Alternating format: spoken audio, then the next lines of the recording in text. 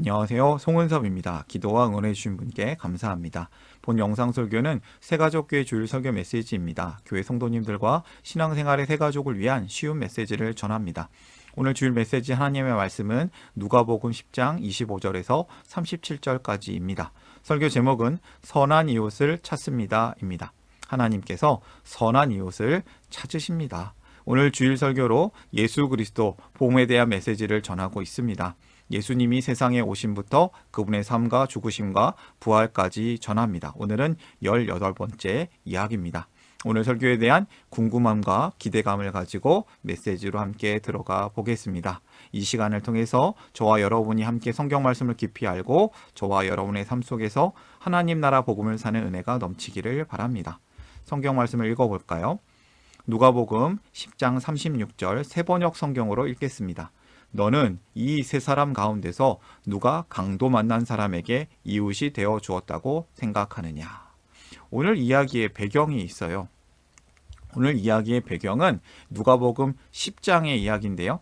예수님께서 전도 사역을 위해서 70인의 제자들을 2인 1조로 짝지어서 각 동으로 각처로 파송하였습니다. 그리고 70인이 전도 여행을 다녀와서 아주 놀라운 기적과 능력이 나타났다고 보고하였고 예수님께서도 기쁘게 보고를 받으시는 내용이 나옵니다. 근데 이렇게 분위기가 참 좋은 가운데 어떤 한 율법사가 어떤 목적으로 질문을 하는 것이죠. 그 목적이 무엇이냐면 예수님을 시험하려고. 율법사는 율법에 대해서 전문가입니다. 아주 똑똑한 사람이죠. 유대 종교 전통에 대해서도 잘 아는 사람입니다. 그런데 이 사람이 정말 궁금해서 질문을 하는 것이 아니라 영생을 어떻게 하면 얻겠습니까? 이렇게 하는 질문을 하는데 진짜 궁금해서 물어보는 게 아니라 예수님을 시험하려고, 예수님이 똑똑한지 보려고, 뭐라고 대답하는지 보려고 질문을 했다는 것이죠. 근데 이 율법사는 하나님 나라 영생에 대해서 잘못된 생각을 가지고 있습니다. 그건 바로 하나님 나라에 들어가기 위해서 무엇인가를 해야 된다는 것으로 보았기 때문입니다. 그는 하나님의 은혜를 잘못 이해하고 있습니다. 오늘의 이야기는 이렇게 시작되는데요. 설교를 위해서 제가 오늘 메시지를 위해서 세 가지 질문을 준비했습니다. 이해하기 쉬운 질문이며 답도 쉽습니다. 메시지를 듣는 분들에게 성경을 본문을 이해하는 도움이 되는 질문이 되었으면 합니다.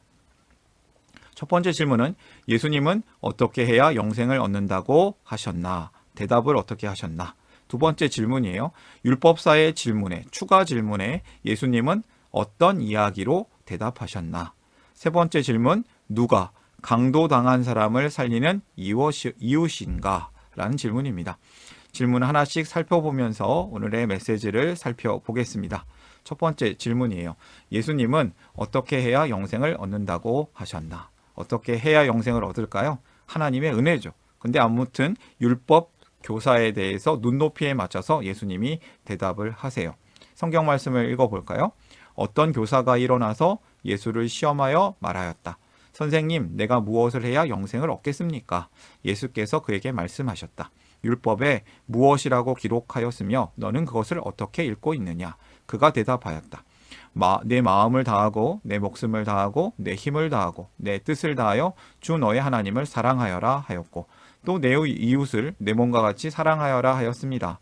예수께서 그에게 말씀하셨다. 내 대답이 옳다. 그대로 행하여라. 그리하면 살 것이다. 예수님은 율법 교사에게 질문합니다. 질문하고 또 대답을 듣습니다. 그 대답한 대로 다시 답을 들려주시죠. 주 너의 하나님을 사랑하라 하였고 또 내 이웃을 내 몸과 같이 사랑하여라. 이런 성경의 말씀, 두 문장으로 요약하는 성경 전체의 말씀을 그대로 행하면 살 것이다라고 말씀하십니다. 율법 교사가 율법을 잘 알죠. 예수님의 질문에 대해서 바로 대답을 합니다. 사실 율법 이 교사는 대답하면서 아주 흐뭇했을 겁니다. 내가 아는 질문이군. 내가 아주 대답을 잘할 수 있다. 신명기 6장 5절 말씀과 레위기 19장 18절 말씀을 인용해서 대답을 아주 잘합니다. 그는 율법이 하나님 사랑과 이웃 사랑인 것을 제대로 알고 있는 사람입니다. 율법사는 예수님의 질문에 올바른 대답을 했고 예수님은 또 대답하시기를 이대로 행하면 살 수 있다라고 하십니다. 그런데 영원한 생명을 얻는 법, 이 대답대로 우리가 살 수 있을까요?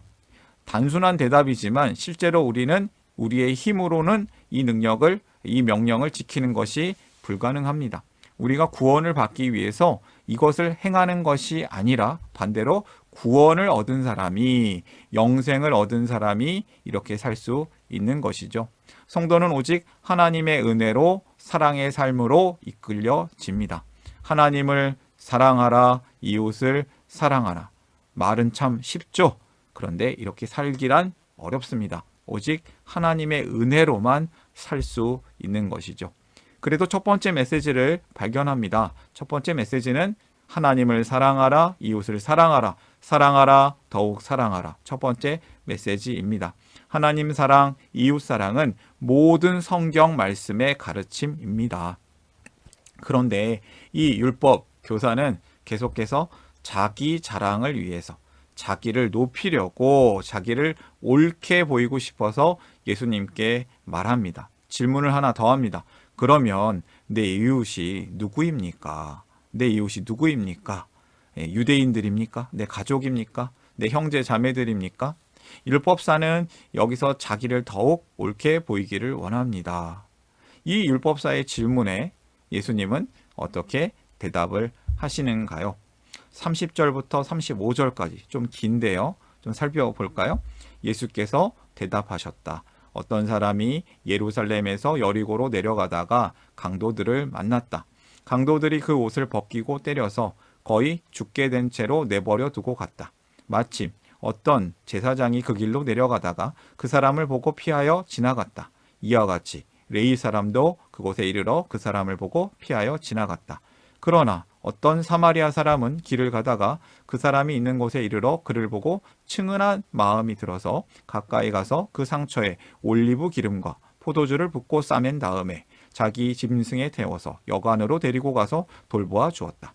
다음 날 그는 그 두 데나리온을 꺼내어서 여관 주인에게 주고 말하기를 이 사람을 돌보아 주십시오. 비용이 더 들면 내가 돌아오는 길에 갚겠습니다 하였다. 아주 좋은 사람 이야기가 맨 마지막에 나오죠. 예수님은 여행 중에 강도를 당해서 죽어가는 사람을 보았던 세 사람의 이야기를 들려주십니다. 그 세 사람은 제사장이었고 레위 사람이었고 사마리아 사람이었습니다. 이야기에 나오는 예루살렘에서 여리고 내려가는 길은 아주 험한 곳이라고 합니다. 아주 험하고 비탈진 내리막길이라고 합니다. 참 마음이 아픈데요. 대한민국에서도 이러한 길 가운데 아주 심한 안 좋은 일들이 있었죠. 사고가 있었습니다. 아무튼 오늘 성경 말씀에 나오는 이 길은 바위도 많고 황량하고 강도, 산적들의 은식처가 많았다고 합니다. 이 길은 별명이 생명길이 아니라 죽음의 길인 것이죠. 강도를 만나는 아주 악명 높은 길이었습니다. 이 이야기를 듣는 사람들은 아마도 강도를 만나게 되는 상황을 상상할 수 있을 것이었습니다. 이 율법사는 아마 생생하게 이 이야기를 들었을 거라고 저는 생각해요. 아무튼 여기를 지나가던 한 사람이 있었고 그는 강도를 만나서 모든 옷을 빼앗기고 돈도 빼앗기고 거의 죽어가는 가운데 버려진 채로 누워 있었던 것입니다. 아마 누가 봐도 혹시 죽은 사람 아닐까 상상이 될 정도로 아주 심하게 누워 있었던 것이죠. 거의 죽게 된 채로. 그런데 이 사람을 보게 되는 세 사람의 이야기를 예수님께서 하고 있습니다. 강도들은 이 사람의 옷을 벗겼고요. 반 죽여놓고 아무데나 처박아 버리고는 도망가 버린 상황입니다. 이 사람이 빨리 도움을 받지 못한다면 죽을지도 모르는 그런 상황에 놓여져 있습니다. 이 이야기를 보면서 저는 또 갑자기 이런 생각이 들었어요. 공자가 쓴 논어에 3인행 필류아사라는 말이 있습니다. 3명이 지나가면 그 중에 반드시 한 명은 좋은 사람, 스승으로 삼을 만한 좋은 사람이 있다는 뜻입니다. 그래서 그런지 예수님의 이야기에도 지나가던 3명 중에 한 명의 좋은 사람이 나옵니다. 제사장 레위 사람, 사마리아 사람. 어떤 사람이 좋은 사람이었을까요? 예수님은 똑같이 이 길을 여행한 각기 다른 세 사람의 이야기를 들려주셨습니다. 근데 세 사람의 행동은 좀 다르죠. 제사장이 있었고 레위 사람이 있었고 사마리아 사람이 있었습니다.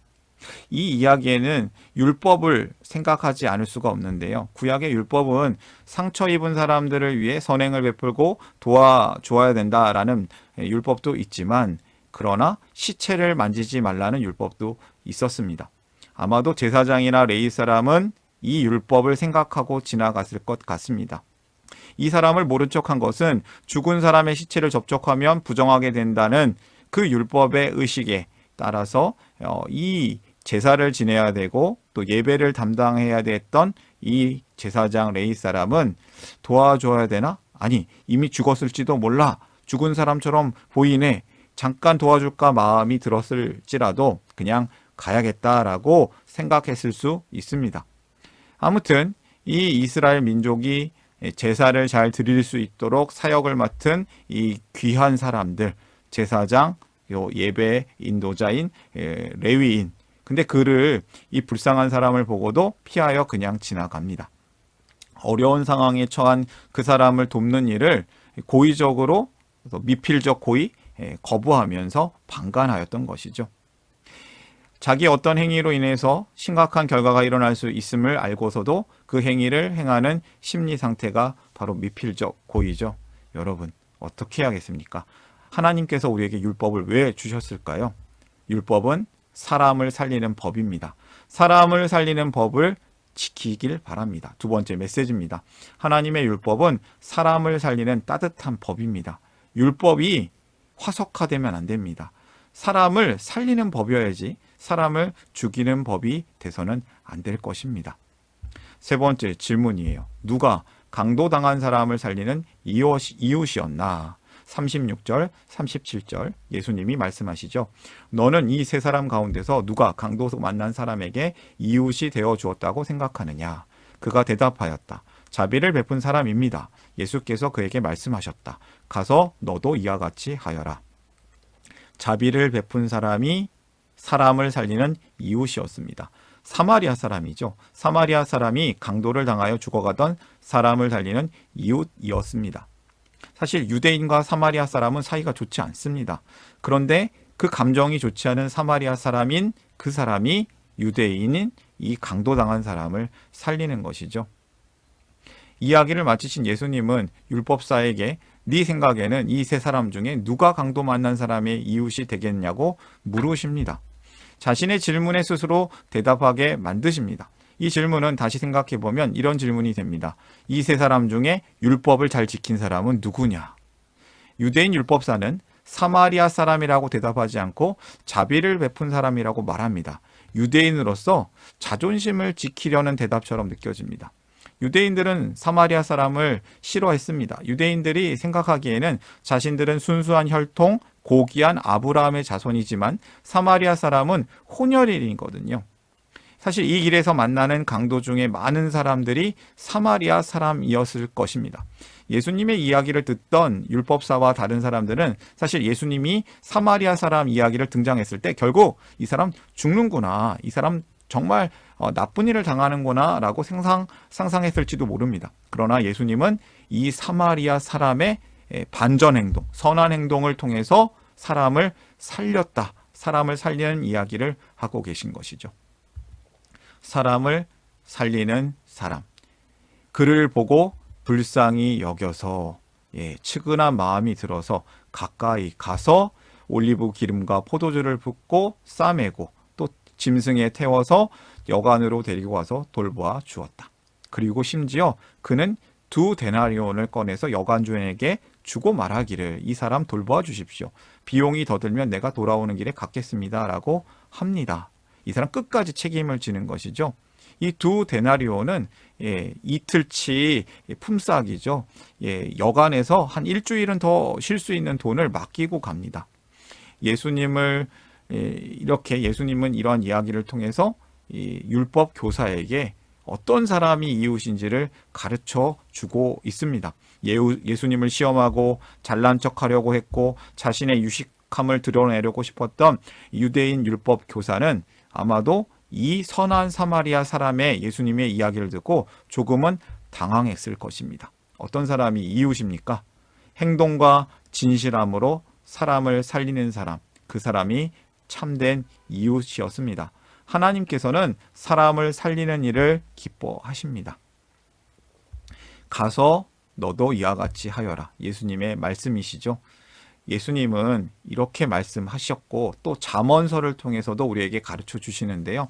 주님께서는 정의와 공평을 지키며 사는 것을 제사를 드리는 일보다 더 반기신다, 기뻐하신다 라고 말씀하십니다. 사랑은 행동하는 것이에요.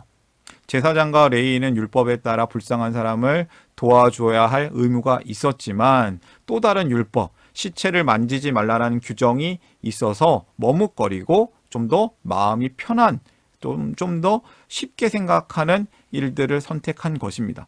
그들은 해야 되는 율법을 지키는 일보다 하지 말아야 될 율법을 지킨 것 같습니다. 그러나 돕지 않고 그냥 지나가 버린 행동은 이웃을 사랑하는 것이 아니라 이웃을 죽이는 것이고 자기 자신을 더 사랑하는 자기중심적인 행동이었습니다. 어려움에 처한 사람을 돕는 것보다 율법 지키는 것을 더 중요하게 생각했습니다. 그렇게 함으로써 오히려 율법을 어긴 것이죠. 사람을 살리지 않았습니다.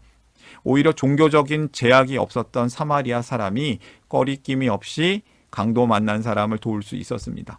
주님이 어떤 사람을 좋아하실까요? 예수님은 선한 사마리아 사람의 이야기를 통해서 사랑이란 행동하는 것이라고 가르쳐 주십니다. 자기 중심의 예배, 자기 중심의 종교생활, 자기 만족을 위한 형식적인 예배는 하나님이 좋아하시지 않습니다. 오늘의 메시지를 정리하겠습니다. 사랑하라, 더욱 사랑하라. 하나님 사랑, 이웃 사랑은 모든 율법의 가르침, 성경의 가르침입니다.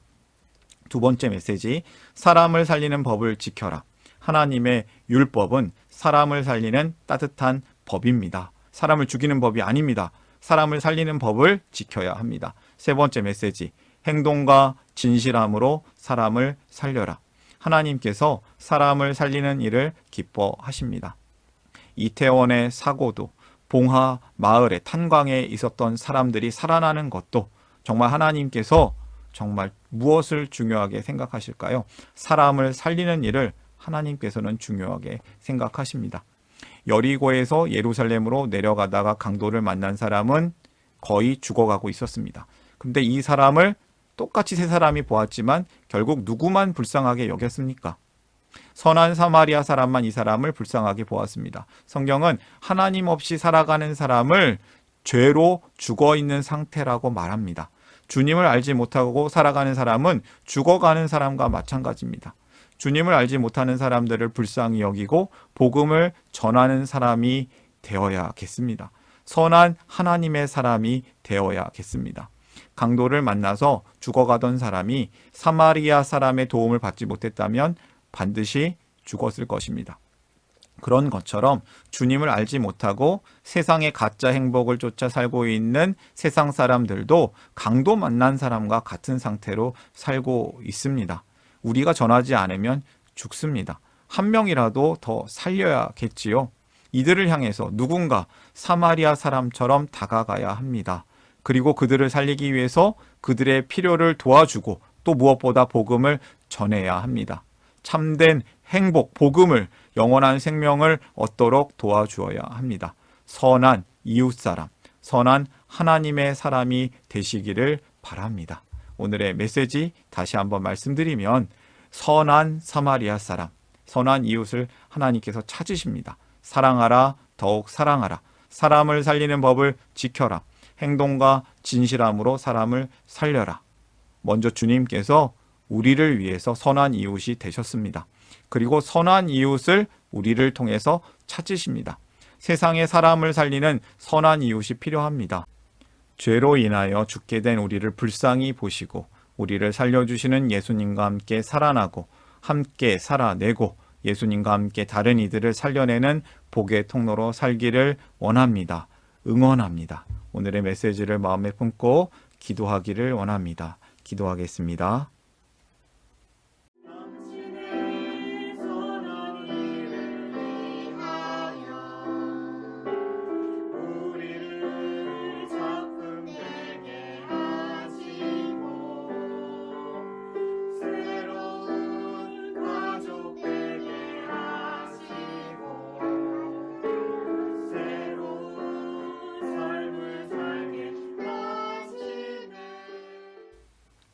사랑의 하나님 아버지, 우리를 살려주시니 감사합니다. 죽어가던 우리를 살려주셨습니다. 그 은혜에 감사합니다. 우리가 하나님을 사랑하고 이웃을 사랑하며 살기를 원합니다. 또한 사람을 살리는 율법을 지키기를 원합니다. 행동과 진실함으로 다른 사람을 살려내는, 함께 살리는 하나님의 백성으로 살기를 원합니다. 감사하며 예수님의 이름으로 기도합니다. 아멘.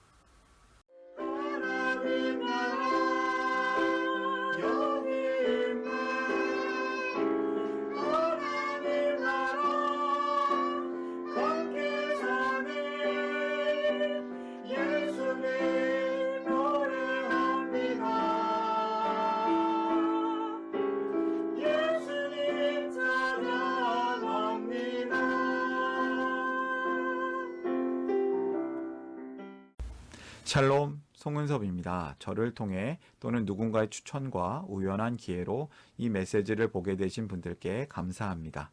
모든 성도님들은 하나님 나라의 새가족이십니다. 교회를 처음 나오신 분들만 새가족이 아니라 우리 모두가 새가족입니다. 왜냐하면 우리가 하나님 나라에서 새로운 관계가 된 새로운 가족 공동체이기 때문입니다. 본 설교는 새가족교회 공동체 새가족과 후원자를 위한 메시지이며 기독교를 잠시 떠났거나 새롭게 시작하시는 분들을 위한 쉬운 메시지이기도 합니다. 혹시 새가족교회의 가족, 새가족 또는 후원자가 되기를 원하시는 분들은 이메일로 카카오톡 아이디로 연락을 주시면 감사하겠습니다. 오늘의 메시지, 하나님의 은혜가 넘치시기를 바랍니다. 사랑합니다. 축복합니다.